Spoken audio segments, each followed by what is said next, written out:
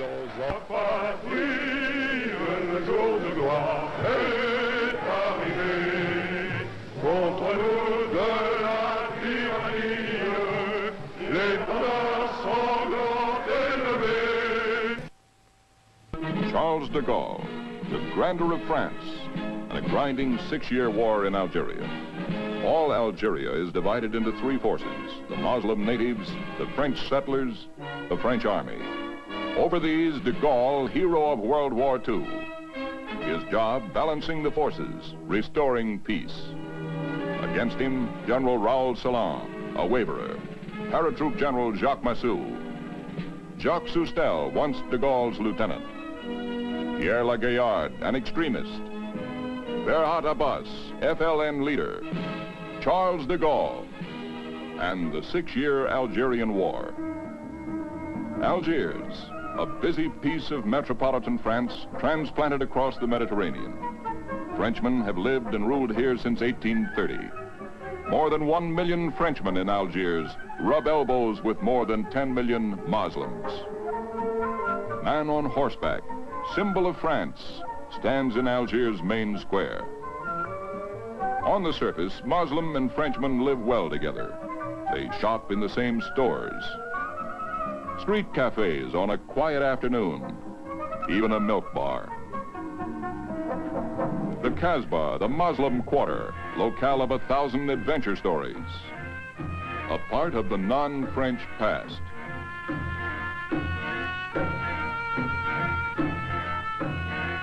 The beaches of Algeria are just across the Mediterranean from the Riviera. The bathing suits are just as brief. The lovers just as tanned. Algiers is wild and wicked and gay and naughty. The European there always saw something wild and exotic about the southern shore of the Mediterranean. At least until the night of November 1st, 1954, when the Algerian revolt against France began. Algerian Muslims took to the hills under the banner of a new organization, the FLN. They launched attacks on the French. French patrols in the back country were ambushed.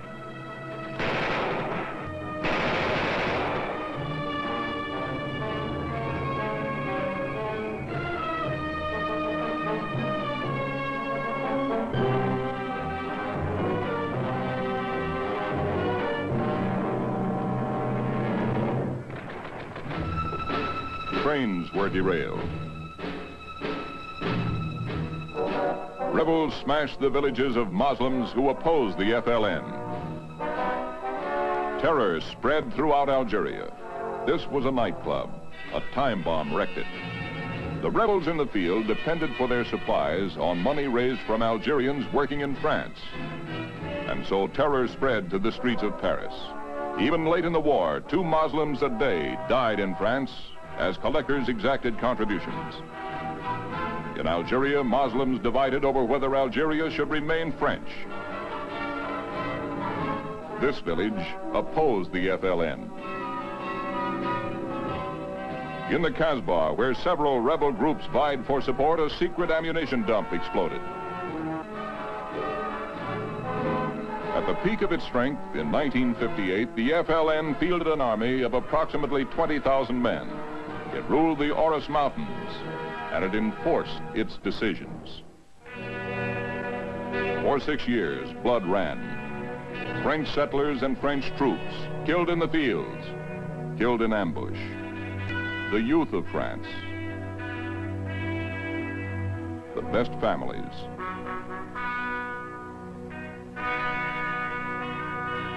The pretender to the throne of France watched his son buried with full military honors.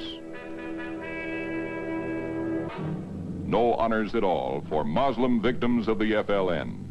300 men and boys killed in one Algerian village. They supported the MNA, another Algerian independence movement.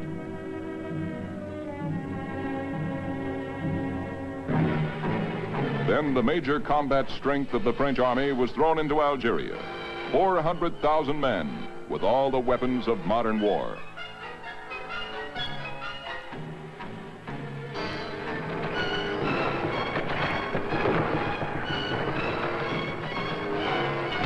army had guns and planes and tanks, but it rarely had anyone to fight. It hunted fleas on a bearskin rug with a baseball bat.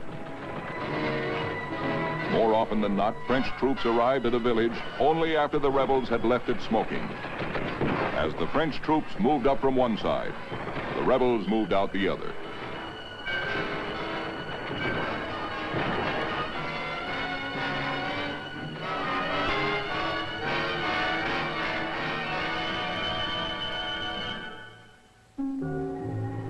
Finally, the French took drastic measures. The rebels had the backing of many fellow Muslims. They moved unnoticed in the midst of the civilian population. So the French moved the civilian population. Whole villages were rounded up and transported to camps where the French army could better supervise them.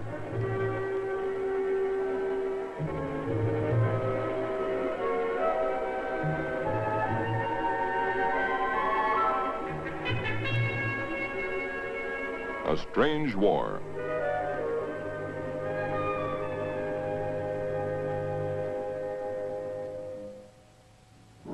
Rebels showed their power in the cities by ordering general strikes. Muslims were ordered not to work. Kasbah shops were shut tight. So the French army opened them for business.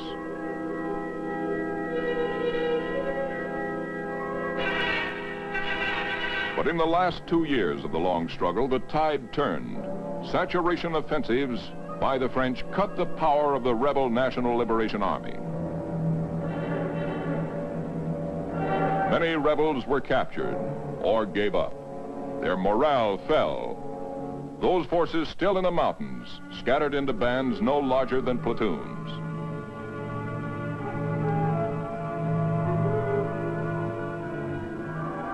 But the war went on. Rebel dead, 150,000. Civilian dead, the same number. French losses, 10,000 men.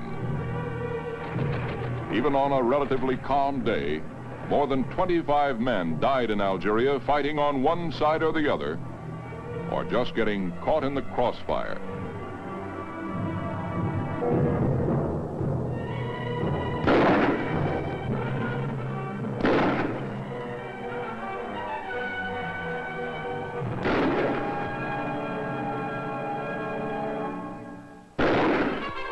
In Algiers itself, the third force was felt. In 1956, the French settlers attacked Guy Mollet, Premier of France, when he laid a wreath at the monument to Algerian war dead. They feared Mollet would negotiate a peace with the rebels that would cost them all they had. They called him a traitor. Then it became apparent that governments of France were made and unmade in the streets of Algiers.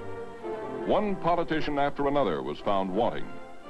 And when Pierre Flamelin was named premier, Algeria broke into open revolt. The settlers defied the Paris government and called for Charles de Gaulle to assume power.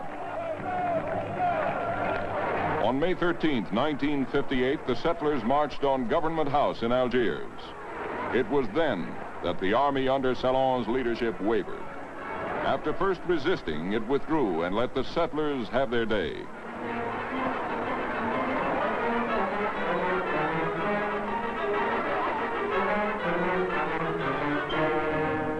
The Air Force flew de Gaulle's Cross of Lorraine.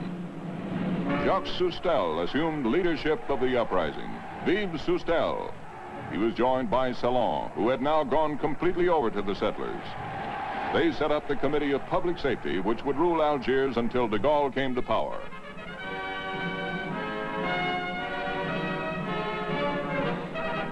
Aligned with them was the paratroop hero Jacques Massou. De Gaulle, shouted the crowds. Algeria is French. De Gaulle to power, de Gaulle to power. The same cry rang out in Paris.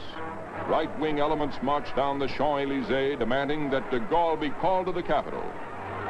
For days, the National Assembly searched for a new leader, someone besides de Gaulle.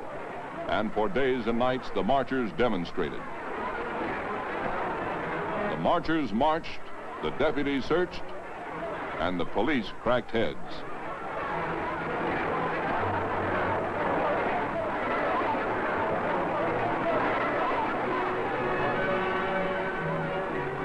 On June 1st, it was all settled. Lamblin stepped out, and in his place, de Gaulle.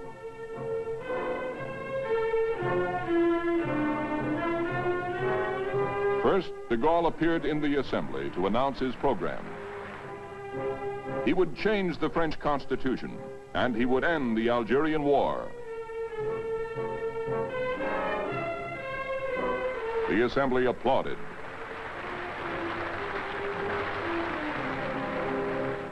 Then de Gaulle flew to Algiers to greet the men who had brought him to power. Salon, Soustelle, Massou. For all of them, it was a moment of triumph. Never again would de Gaulle stand so high in the estimation of all the Algerian people as he did at this minute. The sons of Algeria salute de Gaulle.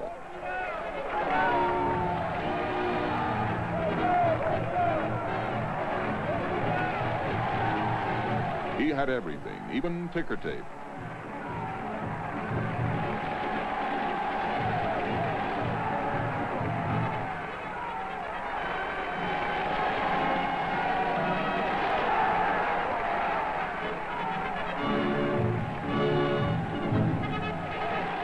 In his first speech to the Algerians, de Gaulle began to lose favor. In the circumstances, he was moderate.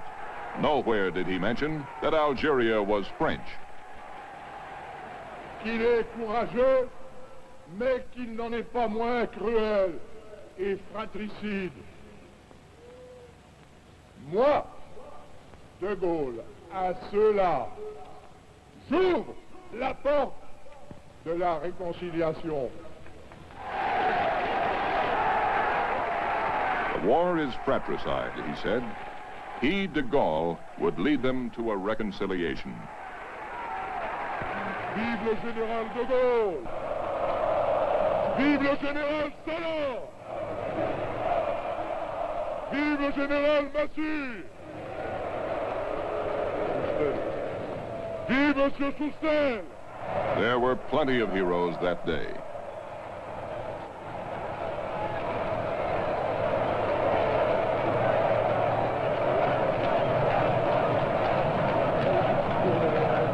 Back in France, de Gaulle faced two tests.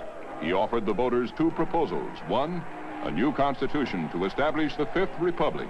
The second, his own name as candidate for the presidency of the new government. There was no contest.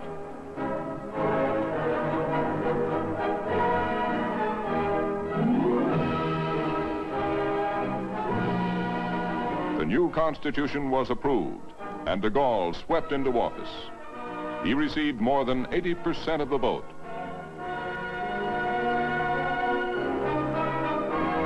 De Gaulle assumed the appendages and prerogatives of his new office.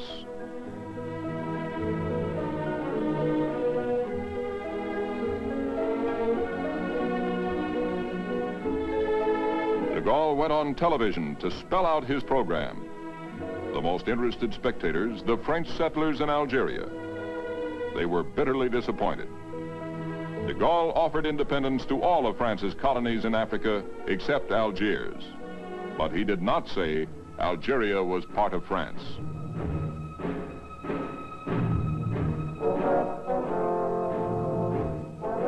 Next, de Gaulle ordered his army officers to get out of Algerian politics. He recalled Salon.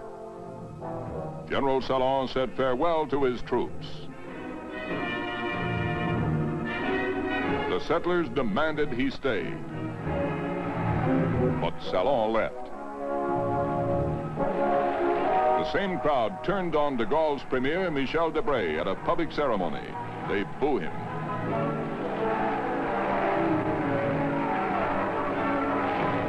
Then de Gaulle ordered Massou out of Algeria, and once again the settlers revolted. Under the leadership of Pierre Lagaillard, they went to the barricades. At first, the army, especially Massou's paratroopers, sympathized with the settlers. Provisions came in freely.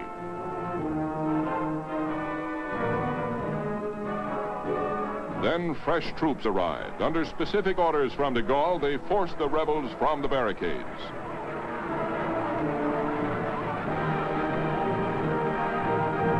The Gaillard walked out, head high, still the hero of the settlers. In November 1960, the war began its 7th year. Memorial services marked the anniversary, and even in the churchyard, the terror was felt.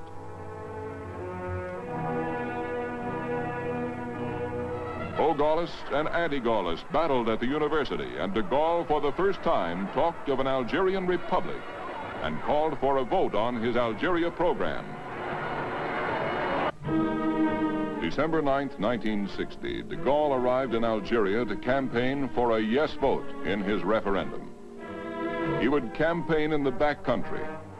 In Algiers, the settlers marked his visit with a parade. The shouts of de Gaulle to power were now de Gaulle to the gallows.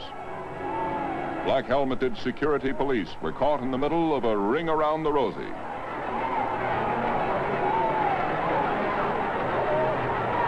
The police charged the demonstrators. The demonstrators threw stones at the police.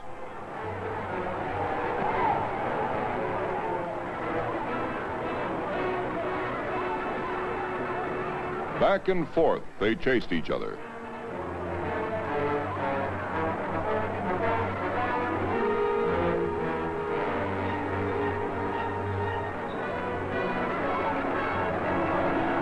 A never-ending round of violence. Bitter, crushing, endless violence.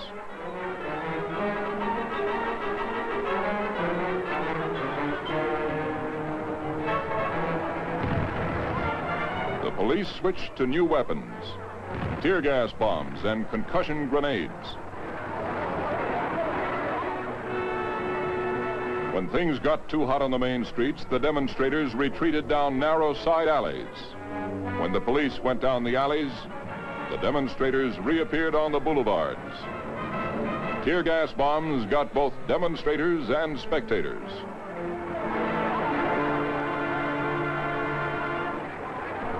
De Gaulle was imperturbable. He avoided the big cities. He went through the countryside, disregarding his own security officers to shake every hand in sight. In Algiers, the police relinquished their battle to the army. The crowd greeted the army as saviors. Hoisting soldiers on shoulders, they paraded down the streets. They were sure the army would stand aside as it had done the year before. The students started building barricades.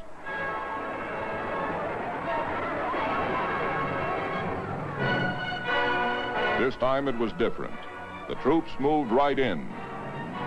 Stones were not much help against tanks.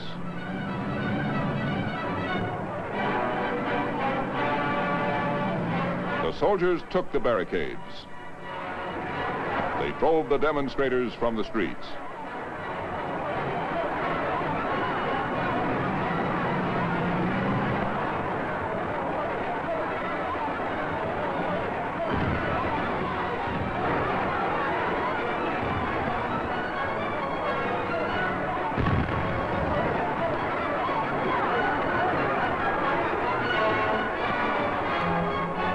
Some soldiers were hurt, and some bystanders wound up in the hospital. But it appeared that the demonstrations had ended without severe damage. De Gaulle, too, appeared to be winning his battle. For every French settler who shouted, "Algeria is French," there were a dozen Muslims to grab his hand and shout, "Vive de Gaulle."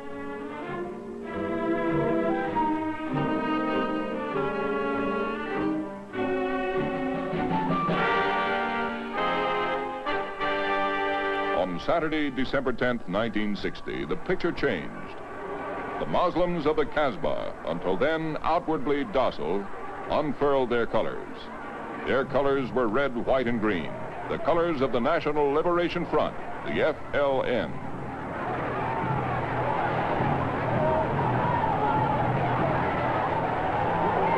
They spilled out of the Muslim quarter into the French city. the streets, shouting FLN slogans and singing FLN songs. They paused long enough to burn a dozen cars, but mostly they proclaimed their allegiance to the FLN and to the Provisional Government of Algeria, the GPRA. As the Muslims got out of hand, crack paratroop regiments were brought into the city from the front lines. The Muslims hated the paratroops with a special passion, and the feeling was reciprocated. The roundup began. The young man at the end wants to open his coat to show a bloody wound in his side. The officer objects. Many Muslims were arrested.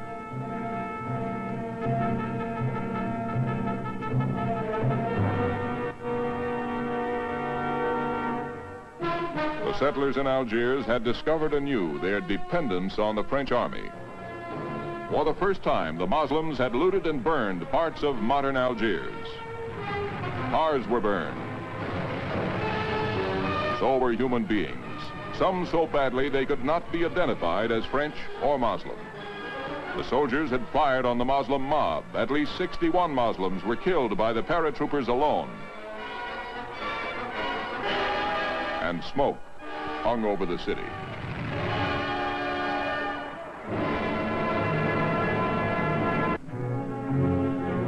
Scarcely had the smoke of battle cleared before posters urging a yes vote appeared in Algiers.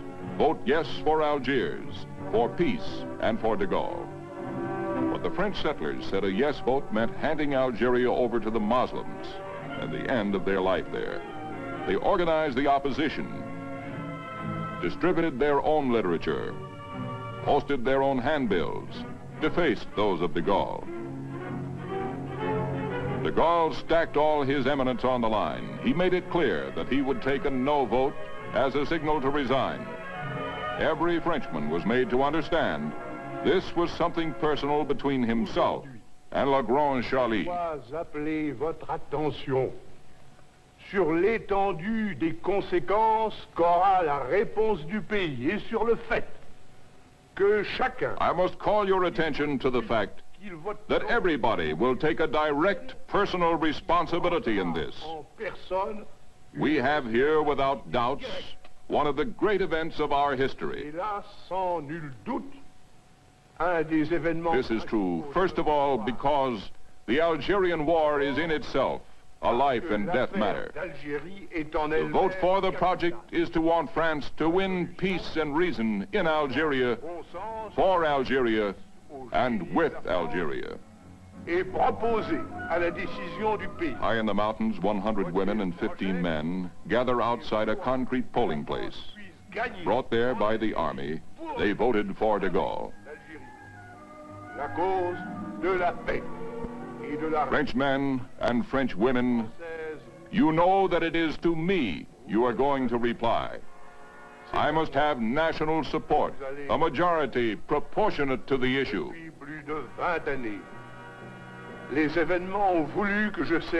In the cities of Algeria, the military was ready to protect the Muslim voters, but the Muslims did not come to the polls.